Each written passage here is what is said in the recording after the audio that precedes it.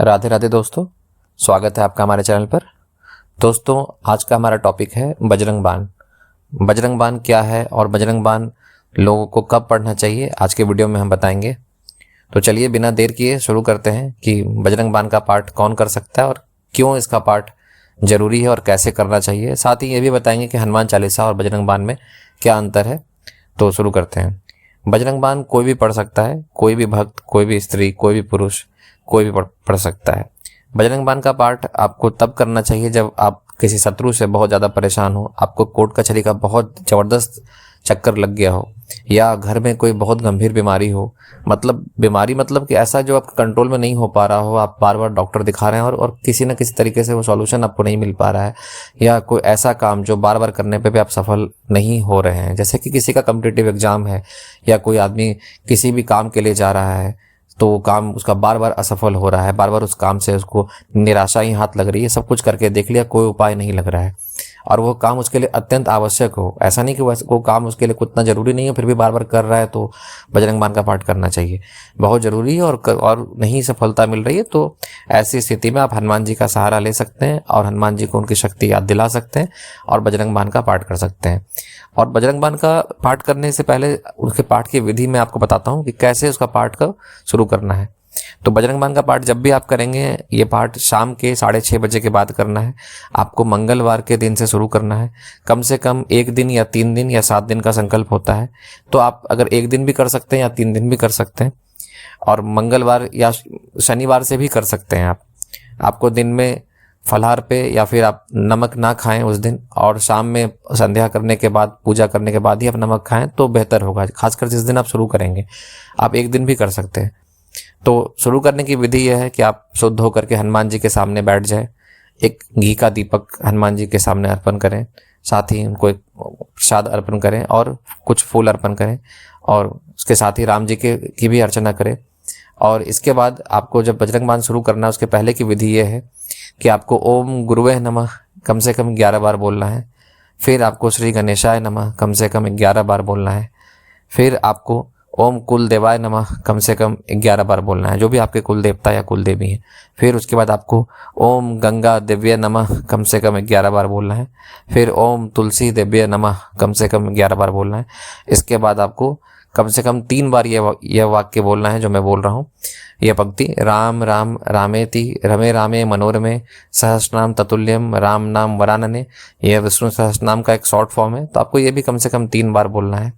फिर आपको हनुमान जी का मनोजबम मारुततुल्य वेगम जितेंद्रियम बुद्धिमताम वरिष्ठम वातात्मजम वानर युथ मुख्यम श्री राम दूतम शरणम प्रपद्ये, यह कम से कम 3 बार बोलना है। यह इतना करने के बाद आप यह चौपाई जरूर बोलेंगे जो सुंदरकांड की चौपाई है।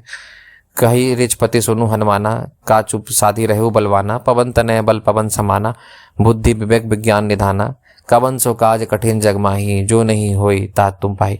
यह पंक्ति आपको कम से कम 3 बार या 5 बार या फिर 11 बार बोलना है। इसके बाद आपको 1 बार हनुमान चालीसा का पाठ करना है। जब इतना आपका हो जाए, उसके बाद आपको बजरंग बाण का पाठ शुरू करना है, क्योंकि बजरंग बाण का पाठ हनुमान जी को शक्ति याद दिलाने के लिए होता है कि जो भी काम कोई नहीं कर पा रहा है वो हनुमान जी कर देंगे, तो उनको शक्ति याद दिलाना पड़ता है। तो आपको यह उसके बाद 11 बार आप बजरंग बाण करें। और अगर आपके जीवन में बहुत ज़्यादा कठिनाई है, कोई जेल चला गया है या कोई मरणासन स्थिति में है, उस कंडीशन में आप 108 बार भी कर सकते हैं, पर 11 बार जरूर करना चाहिए। अगर आप 1 दिन भी कर रहे हैं तो उस दिन ही 11 बार कर लें, और अगर 3 दिन कर रहे हैं तो 3 दिन में भी 11 बार करें।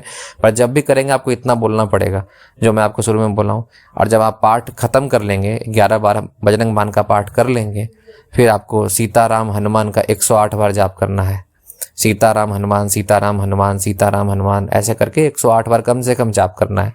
फिर आपको जब सीताराम हनुमान का जाप हो जाए तो फिर उसके बाद आपको बोलना है, पूजा जप तप नेम आचारा, नहीं जाना तो दास तुम्हारा। यह आपको जरूर बोलना है। और फिर उसके बाद आपको राम जी सीता माता का नाम लेने के बाद श्री हनुमान अपर्णम अस्तु, मतलब हनुमान जी आपको हम सब कुछ समर्पित कर दिए, अब आप देख लें। इसके बाद आप जिस आसन पे बैठे हैं, बिना आसन के पूजा आपको नहीं करना है। अगर आपके यहाँ लाल रंग का आसन नहीं है तो जो भी रंग का आसन है आप यूज कर सकते हैं। आसन पे जब आप बैठेंगे, लास्ट में जब आप आसन से उठने वाले रहेंगे, तो आप जिस भी ग्लास में आप पानी लेकर रखेंगे, क्योंकि एक पानी का आपको हाथ में रखना है ग्लास में या फिर किसी कलश में, उस कलश से थोड़ा सा पानी आपको लेके अपने आसन जहाँ आप बैठे हैं उसके नीचे में गिराना है। और गिराते ही बोलना है थोड़ा सा, एक चुटकी भर पानी आपको गिराना है, कह सकते हैं एक बूंद, और वहाँ पे बोलना है ओम शुक्राय नमः, फिर बोलना है ओम इंद्राय नमः। ऐसा बोलने के बाद फिर उस पानी को उठा के उस पानी से आपको तिलक करना है। अगर आप ऐसा नहीं करेंगे तो आपके पूजा का फल इंद्र भगवान लेकर के चले जाएंगे, तो फिर आपको फल कैसे मिलेगा। तो इसलिए आपको ये जरूर करना है कि आप उस पानी को अपने आसन के नीचे 2 बूंद पानी गिराएं, और उसके बाद ओम शुक्राय नमः एक बार बोलें, फिर एक ओम इंद्राय नमः एक बार बोलें, फिर उस पानी से आप तिलक कर लें। इसके बाद आप आसन को छोड़ दें, और साथ ही आसन को छोड़ने के बाद आप मन ही मन 5 मिनट तक वहाँ पर ध्यान करें। और ध्यान करने के बाद आप हनुमान जी से प्रार्थना करें कि जो भी आपकी इच्छा है, जो भी आपका काम सिद्ध नहीं हो रहा है, वो उस काम हनुमान जी सिद्ध करें, और निश्चित ही आप देखेंगे कि चमत्कार होगा। और यह पाठ शाम में इसलिए करने के लिए बोला गया है क्योंकि हनुमान जी दिन भर राम जी की सेवा में, सीता माता की सेवा में रहते हैं। तो शाम को जब वो अपने महल में आते हैं तो फिर वहाँ पर अगर आप उस समय अगर पाठ करते हैं तो हनुमान जी उस समय आपके पाठ को ध्यानपूर्वक सुनते हैं, और निश्चित ही आपके जीवन में वो शांति और जो भी समस्या होता है उसको दूर करते हैं। और हनुमान चालीसा कोई भी पढ़ सकता है और कभी भी पढ़ सकता है, पर बजरंग बाण विशेष परिस्थिति में ही पढ़ना चाहिए। और हनुमान चालीसा की जैसा आपको पता है कि रचना तुलसीदास जी ने किया था जब वो कारागार में थे, और वहाँ पे उन्होंने हनुमान चालीसा की रचना की थी, और इसके बाद उनको कारागार से मुक्ति मिली थी। और बजरंग बाण जो होता है वो एक टाइप से बाण है, जैसे राम बाण होता है वैसे ही बजरंग बाण है। तो जब किसी ने आप पे तांत्रिक क्रिया कर दी, मारण प्रयोग कर दिया, आपके जीवन में कुछ भी अच्छा नहीं चल रहा है, तो फिर हनुमान जी को काम सौंपने का काम होता है। तो आप बार बार हनुमान जी को कोई काम सौंपेंगे तो अच्छा नहीं है, तो आपको काम खुद से भी करना है। लेकिन जब लग रहा है कि आप कोई उम्मीद नहीं है तो फिर बजरंग बाण का पाठ करें, और निश्चित ही आपके जीवन में लाभ होगा। अगर आपको यह वीडियो अच्छा लगा है तो आप कमेंट करके बताएं, और ये सारा जो मैं आपको बताया हूँ ये डिस्क्रिप्शन में दे दूंगा, ताकि आप अगर मेरे वीडियो से सुन के आपको प्रॉब्लम हो रहा होगा कि नहीं समझ में आया, तो आप मेरा वो डिस्क्रिप्शन भी देख लें जहाँ सारा विधि लिखा हुआ है, और उस विधि से आप पाठ करें। जो भी मेरे भाई बहन हैं इस विधि से पाठ करके देखें और अपने जीवन में अपने उम्मीद की किरणों को जगाएं और हनुमान जी का आशीर्वाद लें। इसके साथ ही आज का वीडियो मैं समाप्त कर रहा हूँ।